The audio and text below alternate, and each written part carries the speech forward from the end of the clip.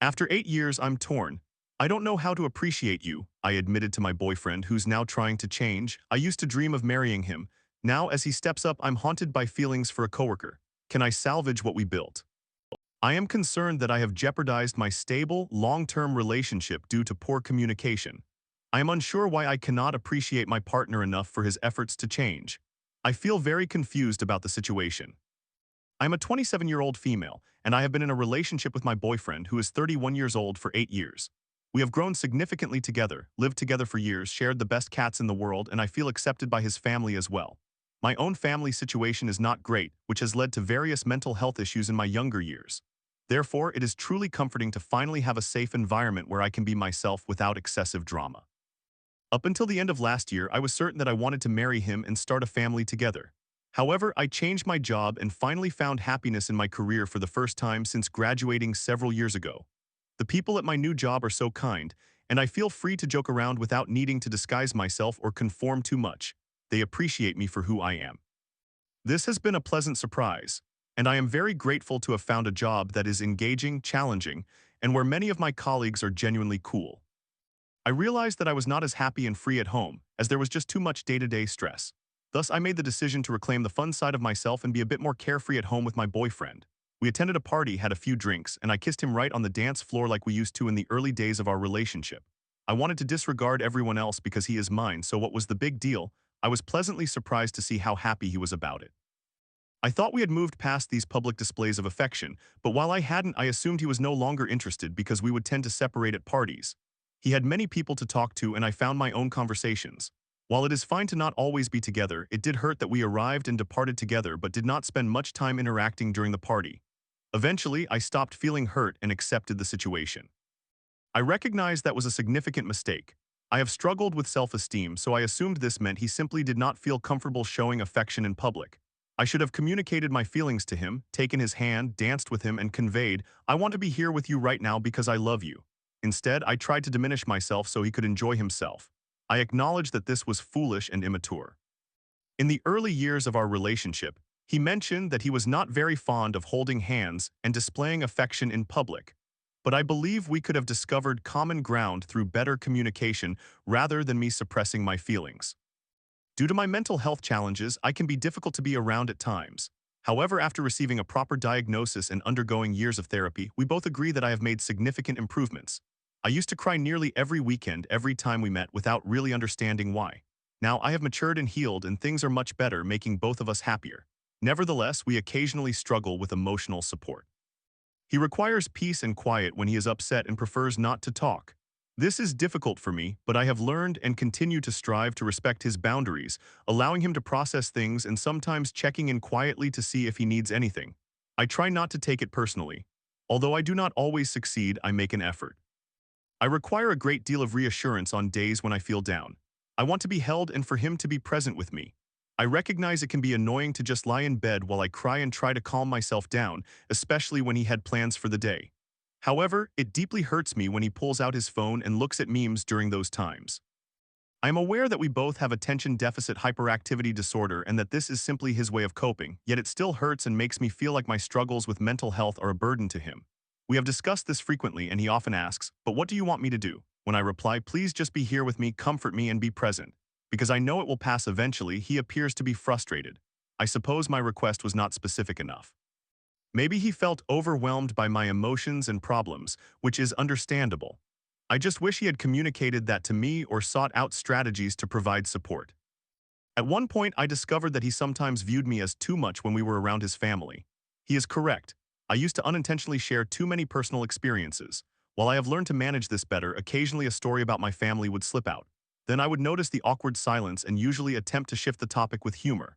About 2 years ago, he confessed that he tried to protect me by talking over me or minimizing the situation when I did that. This led to my attempts at making myself smaller when conversing with his mother, not being as candid as I would be with him or my friends regarding sensitive subjects, and apologizing when I spoke too much. Ironically, his mother later told me that she did not mind and that I did not need to tone down my passion or speak less around her because she considers me family. It is painful to write about this. My boyfriend genuinely tried to protect me but ended up making me feel insecure and invalidated.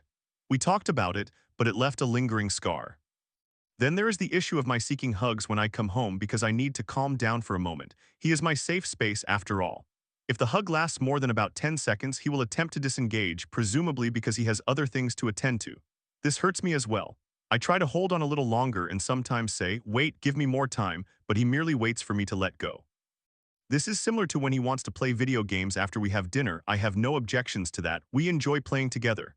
About 1 to 2 times a week, I ask him to stay with me for a little while longer.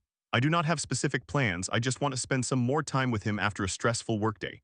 Occasionally he stays, but more often than not, he does not. I have never understood this. To me, it was evident that I was communicating a need. "Please do not leave me yet, I want to spend more time with you." However, from his perspective, it did not seem so serious. After a significant argument a few weeks ago, he revealed that he always thought it was our inside joke, as if I were exaggerating my feelings of missing him while he was just upstairs playing games with a friend. I understand his perspective, but I am unsure what to do beyond expressing what I want and feel. I should have been more assertive and told him to stay for just 20 more minutes, after which we could pursue our separate interests. For me, though, it felt like each instance was a small rejection, which made me hesitant to be more insistent. I voiced my wishes, so if he desperately wanted to play games, why would I restrict that? I never wanted to be the needy girlfriend. Another issue is the mental load. As I mentioned, both of us have attention deficit hyperactivity disorder, so maintaining order in the household is challenging. I have made numerous attempts, including using apps to motivate and remind him, explicitly stating when it is his turn for tasks and encouraging him to utilize calendar reminders as I do. I even suggested hiring a cleaner once a week, but he did not agree to that. I tried various methods of sharing cleaning responsibilities and reaching an understanding about essential tasks on our difficult days or weeks. For instance, the toilet needs to be cleaned due to hygiene, but it is acceptable if we do not vacuum for a while. After discussing this topic, he would put in effort for about 3 to 4 weeks before reverting to only me doing the cleaning. I handle the meal planning and grocery shopping online since he often annoys me by constantly asking where items are when he shops in person and subsequently buying the wrong products. Why should I have to micromanage him? I take care of cleaning and most of the laundry. In the 5 years we have lived here, he has never cleaned the windows, and in the past 3 years, he has never once cleaned the cat fountain or replaced the filter. He says, "Yo, the sink is disgusting," yet does nothing about it. The garbage can stinks, that's great that he noticed, so why not take care of it? He used to get angry when I reminded him that it was his turn to clean. His frustration was not directed at me, that is an important distinction, but rather at the situation, and let me tell you, I became extremely fed up. I do not understand why I'm expected to think for him while also making him angry, making myself upset and ruining the day in the process. Naturally, I stopped doing that. At one point, around 8 months ago, I just ceased to care. I began handling my share of the apartment each week, created my meal plans, and cooked. He enjoys nearly everything I prepare and likes most of it, which is gratifying. I took charge of my own life, at least somewhat, and relied on myself. This was also a significant mistake. I have reached a point where I have diminished my feelings for him. I did not realize this until a coworker pointed out the deficiencies in my current relationship. Now I find myself in a quandary, wanting to be with my boyfriend, with whom I envision spending the rest of my life, while simultaneously having feelings for someone else. My boyfriend is aware of this. We were very close to breaking up about a month ago. Strangely, he is absolutely certain that he still wants me and has promised to change. He has committed to being emotionally available, expressing his love, and being an equal partner in all household matters. Remarkably, he is making these changes. He apologized for being passive while I handled most chores while also being the primary breadwinner. He is pursuing additional education, and I am very proud of him for that. I am glad he will finally feel more fulfilled in his work. He has studied diligently, and I have had no issues supporting him because that is what one willingly does when loving a partner. If he needs to study for exams, it is no trouble. He can inform me, and I will manage the majority of the chores during that time. I enjoy doing small things, like bringing him coffee or water so he remembers to hydrate while studying. However, when I begin to feel taken advantage of, my willingness to help diminishes. I do not want to be taken for granted. The challenge is that even with the changes he has demonstrated, I find myself not feeling much emotionally anymore. I still experience a sense of security with him, and there is some emotion when he pulls me close in the mornings, and I genuinely see that he does this to show his willingness to change, but that feeling fades due to disappointment. I fear that I have waited too long and that my doubts are too deep. I am uncertain about what to do next. I have distanced myself from the coworker as much as possible and am trying to create new memories with my boyfriend. However, my heart is extremely reluctant. Why now of all times? He finally shows me his complete support and unconditional love. He is such a loving and caring man, and I doubt him. This feels unfair to me.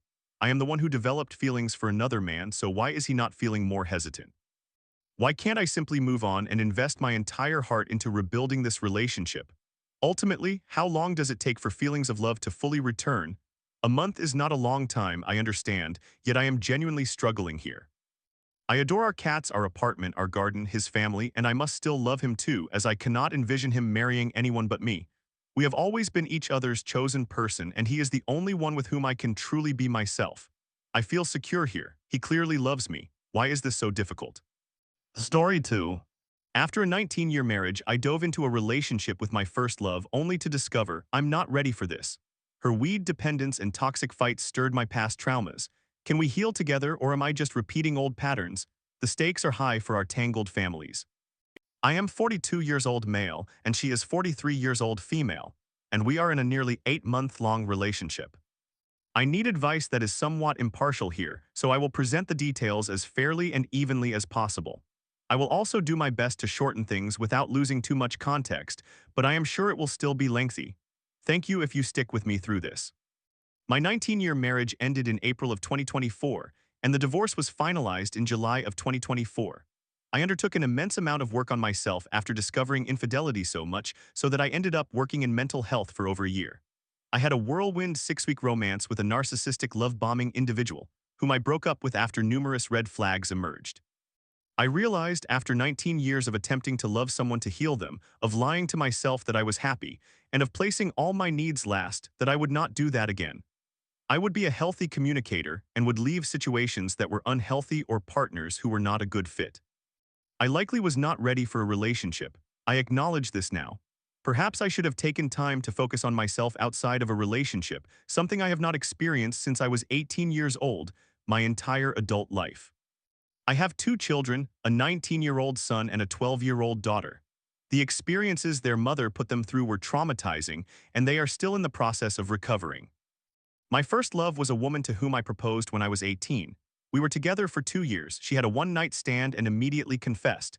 We remained together for 1 month until she left. This was due to trauma and many other issues. Regardless, we were young and I completely forgive her. She has spent a lifetime regretting her decision. The love that I let slip away is the person I am with now. We have been together for 7 months, having moved in together 6 months ago since she was living on her parents' couch after leaving an abusive relationship. It seems like a romantic comedy, lovers who find each other again. My children love her and she loves them. I also love her 2 children, a 17-year-old son and a 22-year-old daughter, and her parents make my children feel like they have grandparents again. It feels like I have a mother again in certain ways. Our families genuinely feel like one family. This is not a typical 7-month relationship. She can be funny, witty, and kind. I find her beautiful even though she despises herself. I am undeniably in love with her. When we first started dating, she used marijuana medicinally. I expressed my concerns regarding this, but since I had no personal experience, I decided to see how it would unfold. It turns out that when she does not have it, her mood is greatly affected. She needs to use it daily, and if she is even a little late, it becomes problematic. She plans her days around it, and sometimes we have to rush home from a wonderful outing so she can smoke. I have worked with people who have marijuana dependence and possess professional knowledge and experience. She certainly uses it recreationally and to cope with emotions. Whenever something occurs, a fight or any issue, she feels the need to smoke. I brought up my concerns delicately, but it resulted in a huge argument. I essentially stated that if things do not worsen, I love the sober version of her enough to not mind being with the high version of her, who can also be okay, although she is dramatically different. She claims that she still feels she lacks freedom because I said I would stay as long as it does not escalate. Her approach to conflict is toxic, developed from a lifetime of bad relationships and abuse. She struggles to admit she is wrong and will lie and gaslight within the same conversation to avoid confrontation. We recently fought for nearly a week straight about her belief that men and women cannot be friends, and she forbade me from having lunch with any females. I wholeheartedly disagree, and I recognize insecure, jealous, and controlling behavior when I see it. This situation is compounded by the fact that she initially stated that male friendships were important to her, explaining that her previous abusive boyfriend kept her from those. Now she wants to eliminate all male friendships because she does not believe in that. No amount of discussion has resolved this. I established a boundary and she merely replied, "You do you then." We share no hobbies or interests, and her only passion seems to be marijuana. While I usually do not consider this a major issue, it is worth noting in this situation. There are other challenges she faces that I try to assist her with, such as health problems and severe claustrophobia, which complicate her life. If I decide to leave, it will cause pain for many people, and a part of me envisions us healing and improving together by understanding what a healthy relationship entails. If that were to happen, we could achieve a happily ever after. My intuition, along with my professional and personal experience, suggests that this is merely postponing issues which will likely result in much more pain. I am compromising on many matters that were problematic in my marriage. She exhibits avoidance similar to what my ex-wife displayed, and she is an internal processor. In contrast, I tend to be anxious while striving for security and am an external processor. These differences raise alarm bells, which may also be a result of my trauma. I tend to overthink. I have communicated openly and honestly with her about my concerns, and she acknowledges that the fights have been severe. There were times when, if she had a place to go, she might have left. However, she claims to love me and believes we can make it work. I understand the situation, but I am unsure of what to do next. Can anyone offer me some advice? Should I leave? I am not asking whether she is right or wrong. This is not a matter of good versus bad. I love her, our families are intertwined, we have known each other for 24 years, and there would be significant loss and pain, even though we have been together for only 7 months. She relies on marijuana, engages in conflict in toxic ways, and although she asserts that she will change how we handle disagreements, she always reverts to never admitting wrongdoing and consistently acts like the victim. What should I do? Thank you, everyone.